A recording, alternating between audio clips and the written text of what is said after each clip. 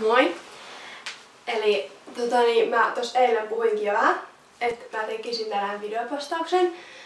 Mä en nyt oikein tiedä miten pitäisi aloittaa, eli mä menen ihan suoraan asiaan. Eli mä oon huomannut, että kun mä oon saanut tässä nyt pari viikon aikaa aika paljon lisää lukijoita, kiitos siitä, niin nyt sit samalla on tullut semmosia niinku ilkeitä kommentteja niinku entistä enemmän yhtäkkiä. Ja mä haluaisin puhua niistä ilkeistä kommenteista. En nyt niinku lähinnä valittaa niistä, koska mulla itse asiassa on aivan sama. Ja et miten niinku, jos joku ihminen on sitä mieltä, että mun blogi ei kiinnosta, mä oon nolo ja että mä oon tyhmä ihminen, niin mä en pakota, kukaan ei pakota lukemaan mun blogia. Ja sit niinku semmoista asiat voi jättää ihan omaan tietoon, että mä oon sitä mieltä, tai mä ajattelen asian niin, että jos joku kommentoi mun ilkeästi, esimerkiksi kun mä sain nyt yhden kommentin, että voi oot noloin ihminen, ketä tiedän, niin.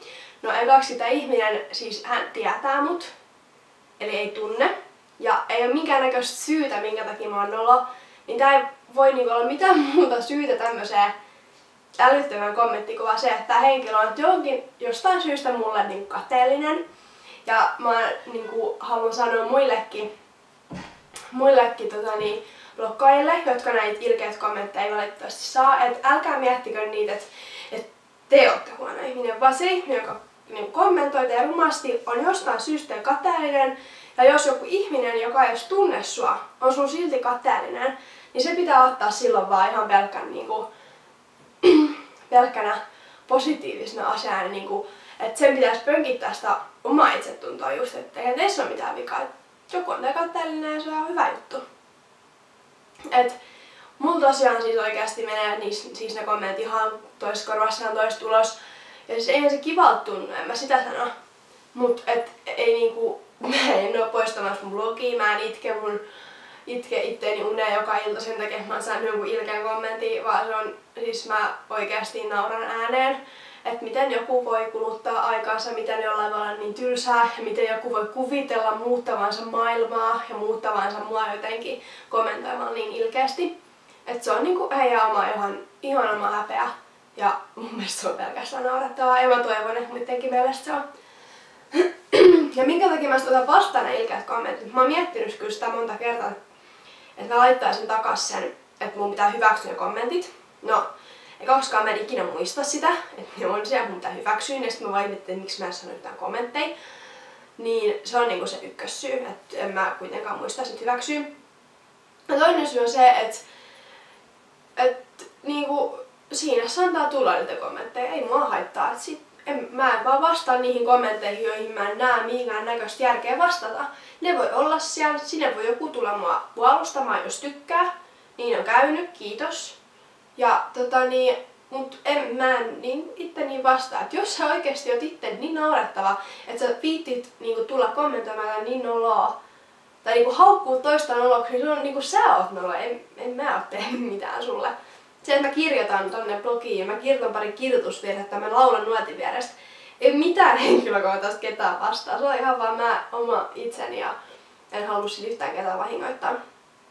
Ja sit mä halusin kans sanoa siitä mun lauluvideosta. Eli tosiaan mä saan tosi paljon positiivista palautetta siitä. Kiitos ihan kamalan paljon.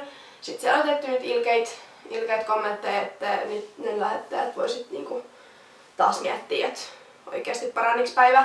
Jos päivä parani, niin mä oon tehnyt silloin, kun mä oon sen vastaanottanut niin päivän hyvän teon. Mä oon itsestäni ylpeä. Mut mä haluan sanoa sen verran, että sieltä tuli aika paljon sitä kommenttia, että kannattaa mennä laulutunneille. Niin mä tykkään laulaa ihan vaan oman itseni iloksi ja ihan muuten vaan, että mä oon ottanut laulutunteja tossa viime syksynä, mut sit mulla ei oo yksinkertaisesti aikaa, mä oon lukios, mulla on paljon koulujuttuja, mulla on poikaystävä ja sit mä käyn tosi paljon treeneissä, niin mulla ei oo aikaa sille ja se laulujuttu ei oo mulle niin tärkeä. Ja mä en siitä ei oo tulos mitään mun ammattia, niin mä en sitä tai sen enempää harjoittaa, koska se on niinku ihan hyvä mun mielestä näin. Ja mä tykkään mun äänestä. Okei, sitä vois vähän harjoitella välillä, mutta mä en olekaan menossa esiintymään mihinkään ruisrockiin suunnilleen.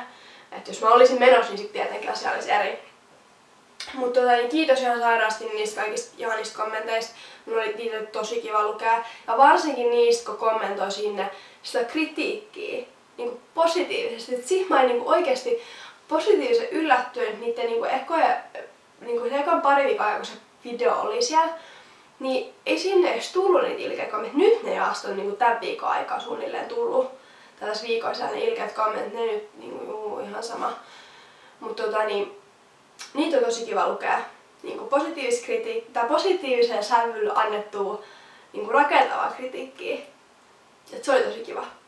Oli kiva. Ja mä en nyt tiedä mitä muuta mä tässä selittäisin. No ei muuta. Voit nyt vaan se, että ne, jotka ilkeät kommentoi, niin voi miettiä taas 2 kertaa, että oikeasti paraniko se päivä tosiaan vai niinku, että niinku, siis pitää olla mieleltään sairas, jos oikeasti niinku päivä parani ja jos niinku oikeasti se oma itsetunto tuli paremmaksi. Jos tuli, hyvä, oot ihan sairas, jos näin on käynyt. Mutta joo. Ei mulla muuta. Kiitos ihan sairas. Nyt mulla on tullut ihan sikana näitä uusia lukijoita tosiaan. Mä haluan sitäkin kiittää. Siinä on varmaan ollut tosiaan jo niin yksi joku kommentoikin, että on niin auttanut se, kun Sara linkkasi oman bloginsa. Mun blogin, kun me oltiin yhdessä kahvittelemassa, niin se jo varmasti auttoi, kun Sara on niitä lukijoita sen verran. Ja sitten kun mun siskokin taisi linkata mun blogin sinne, että katsoo niitä tuliaisia, mitä hän on mun tuonut, niin ne on siis varmasti auttanut. Mutta tosi kiva, että olette viittyneet niin painaa siitä linkistä, tulla katsomaan ja sitten vielä niin liittyy lukijaksi. Ja kiitos myös niille lukijoille, jotka mä tiedän, että lukee, mutta jotka sitten ei vaan sit ole jostain syystä bloggerin kirjautunut niin lukijaksi liittynyt, mutta arvostan ihan joka ikistä, joka vaan lukee, enkä vaan sitä, joka siellä näkyy siellä sivulla. Ja kommentteja mä arvostan tosi paljon. Tähän videoon saa myös kommentoida, jos joku on nyt eri mieltä mun kanssa, mitä mä oon näistä niin ilkeistä kommenteista sanonut, niin selvä. Mä otan ihan kaiken vastaan. Tää nyt on vähän tämmönen provosoiva video, mä en yhtään sitä kiellä. Ja tän enempää musta ei kyllä saakaan sit, niin en mä tästä enempää puhu tästä kiusaamisesta, mikä tää on ilkeistä kommenteista. No, tää on mun mielipide, jos joku eri mieltä, siinä se on mielipiteestä, ei mun mielestä ole kiistellä. Ja niin, ei muuta.